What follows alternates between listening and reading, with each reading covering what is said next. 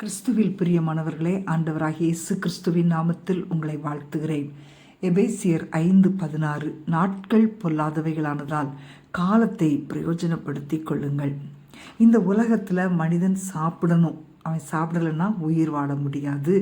தன்னுடைய மனைவி பிள்ளைகளை பராமரிக்கணும், குடும்ப கடமைகளை நிறைவேற்றணும், இல்லைன்னா அவன் சமாதானமாகவே வாழ முடியாது.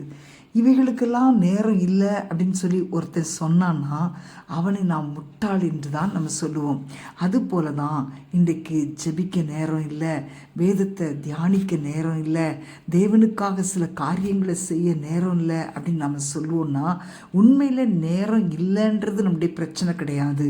நேரங்களை சரியாக ஒழுங்குபடுத்தலை அல்லது நேரங்களை சரியாக செலவழிக்கலை, இதுதான் நம்முடைய பிரச்சனை.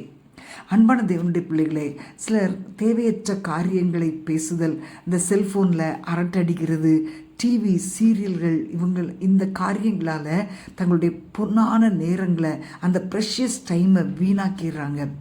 வாழ்க்கையில் மிக முக்கியமானவைகள் எதுன்றதை அறிந்து அவைகளுக்கு நேரங்களில் முன்னுரிமை கொடுக்கலனா நம் வாழ்நாள் முழுவதும் நேரமில்லை அப்படின்ற பிரச்சனையில் தான் நமக்கு காணப்படுவோம்.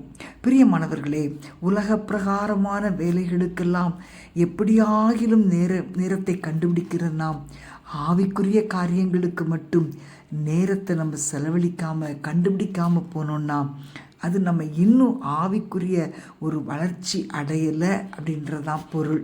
தேவன் நமக்கு போதுமான நேரங்களை தந்திருக்கிறார் என்பதுதான் உண்மை.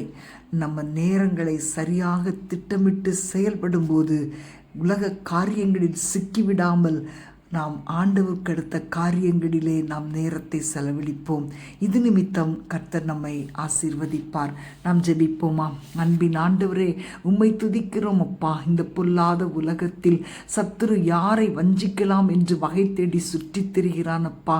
எப்படியாவது நேரங்களை சரியாக பிரயோஜனப்படுத்த விடாமல் பல தந்திரங்களை செய்து ஜனங்களை வஞ்சித்து கொண்டிருக்கிறான்.